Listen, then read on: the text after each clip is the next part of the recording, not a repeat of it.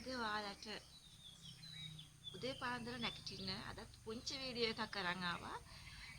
නිදාගෙන ඉන්න පාරකට උදේ පාන්දර සීතල වෙන්න පුළුවන්, කම්මැලි වෙන්න පුළුවන්, කමන්නේ නැගිටින්න. කොහොම හරි හිත හදාගෙන ඔයා තියපු එලාම් එකට ඔයා නැගිටින්න ඕන. ඔයා එලාම් එක තියලා එලාම් එක ආයෙ ස්ටොප් කරලා එලාම් එක වදිනකොට ඔයාලට තරහ යනවනම් අපරාධ එලාම් එක තිබ්බේ. ඒ නිසා එලාම් එකට නැගිටින්න. එහෙම නැත්නම් කලින් දවසේ ඇහැරෙන වෙලාව ඔයා හිතේ තියාගෙන නිදාගත්තාම අනිවාර්යෙන් උදේට ඒ ටයිම් එකටම ආව ඇහැරෙනවා. කම්මැලි වෙන්න එපා, සීතලයි කියලා නිදාගෙන ඉන්න එපා. ඉක්මනටම හැරෙන්න දැන්. අපි නෑදෑ කෙනෙක්ගේ ගෙදරකට යද්දී එහෙම නැත්නම් යාළුවෙකුගේ ගෙදරකට යද්දී අපි ගේට්ටුවෙන් ඇතුළු වෙනකොටම අපි ඇස් දෙක කරකවල බලන්නේ එක සුන්දරත්වය. ඒ සුන්දරත්වය යට කරගෙන අපි පුංචි කුහකකමක් ඉස්සරහට දානවා. අපි පුළුවන් තරම් උත්සාහ කරනවා යාළුවගේ හරි නෑදෑයන්ගේ හරි ගෙදරකට ගියාම අපි හිතලා හරි නොහිතා හරි අපි වැරද්ද හරිම ලොකු වැරද්දක්. හැබැයි සමහර විට අපි නොහිත කරනා වෙන්න පුළුවන්. අපි කියන්න ගන්නවා මේ මල් වත්තට ගැලපෙන්නේ නෑ නේද? මේක එච්චර මෙතනට හරියන්නේ නෑ නේද? එහෙම නැත්නම් මේ තනකොළ එච්චර ලස්සන නෑ නේද? කොහෙන්ද ගෙනාවේ? මීට වඩා ලස්සන තනකොළ ටිකක් ලස්සන ගාඩන් එකකට දාන්න තිබ්බා. ඒ වගේ පුංචි පුංචි හිත රිදෙන දේවල් නොහිතා හෝ හිතලා හෝ ඔයාගේ කටින් පිට වෙන්න පුළුවන්. එහෙම නැත්නම් ගේට්ටුවෙන් ඇතුළු වෙද්දිම කියන්න පුළුවන් මේ වත්ත ටිකක් පාළුවට ගිහිල්ලා නේද? ඔයගේ වචන ඔයාලට කියලා තියෙනවද? එහෙම කියලා තියෙනවනම් ඒක ඔයා දැනුවත්ව හරි නොදැනුවත්ව හරි ඒක වරදක්. ඒක වරදක් කියන්නේ හේතුව තමයි අපිට කවුරු හරි දෙයක් නෙගටිව් දෙයක් කියද්දී එහෙම නැත්නම් හිතට රිදෙන දෙයක් කියද්දී ඒකට හිත රිදෙනවා. අපිට සතුට වෙන දෙයක් කියද්දී අපිට ඒකට සතුට හිතෙනවා. එතකොට අර වගේ දෙයක් අපි ගෙදරකට ගිහිල්ලා කිව්වාම අපේ හිත රිදෙන එක අහන දෙයක් නෙමෙයි. ඉතින් ඒකට අමතරව තව බොහෝ දේවල් අපි අතින් සිද්ධ වෙනවා. සමහරට අපි ඒක දැනුවත්ව කරනවත් ඇති නොදැනුවත්ව කරනවත් ඇති. සමහර පුද්ගලයෝ නම් හිත රිද්දන්නම කරනවා. සමහර අය නම් දන්නේ නැති කමටත් කරනවා. ඔන්න දැන් ඔයාලා ටිකක් සතුටුයි. ඇයි හිතේ තිබිච්ච කුහක අදහස් ටිකක් කොහොම හරි පිට කරගත්තා. එහෙම හිතාගෙන ඔන්න දැන් ගෙටත් ගොඩ වෙනවා.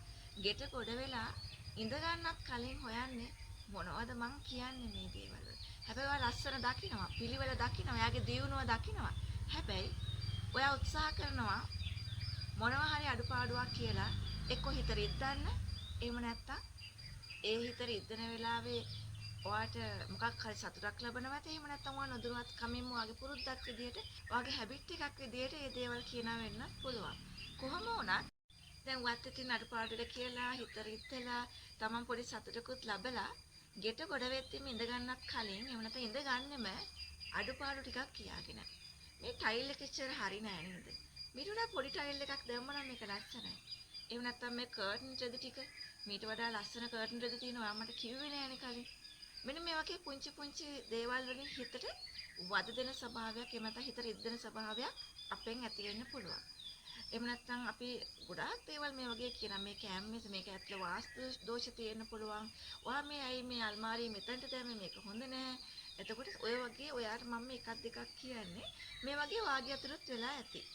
එහෙම වෙනවා නම් ඒක ඔයා දැනුවත්ව හරි නොදැනුවත්ව හරි ඒ දේෙන් වෙන්නේ එයා එතෙක් ඔයා කියන වෙලාව වෙනකන් එයා දැනගෙන හිටියේ නැති අසුභවාදී දෙයක් එයාගේ හිතට එනවා. ඒක එයා හිතන්න ගන්නවා. ඒක එයාට දුකක්. එතකොට එයාගේ නිවස සමහර කිසිම දෝෂයක් නැති වෙන්න පුළුවන්. එයා තමන්ගේ ගයක් තමන් ආදරෙන් හදන්නේ ඒ දේවල් බලලානේ. හැබැයි ඔයා ඒ කියන දේවල් වලින් ඔයා ඒ හිතේදී මේ පොනිත්තන දේවල් වලින් රිදෙන ස්වභාවය වැඩි.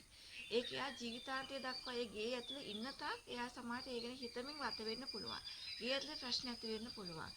එයා පසුතැවීමට ලක් වෙන්න පුළුවන්. මේ ඔයා කියපු පුංචි දේවල් වලින්. ඉතින් එහෙම කරන්න එපා. හරිම ආදරයෙන් ඉල්ලන්නේ ඒ වගේ පුංචි දේවල් ඔයා හිතලා හරි නොහිතා හරි කරන්නේ පුංචි දේවල් හින්දා අනන්තවත් හිත පසුතැවෙන්න ගන්නවා. සමහර විට ඒකේ පසුතැවීම කොච්චරද කියනවනම් එයා ඒකෙන් පවුල ඇතුලේ ප්‍රශ්න බව ඇති කරගන්න පුළුවන්. ඒ නිසා ඒ වගේ පුංචි දේවල් හින්දා වෙන ලොකු හානියක් බලපෑමක් හිත වලට වෙනවා කියන එක මට අද මතක් කරන්න හිතනවා ඔයාලට.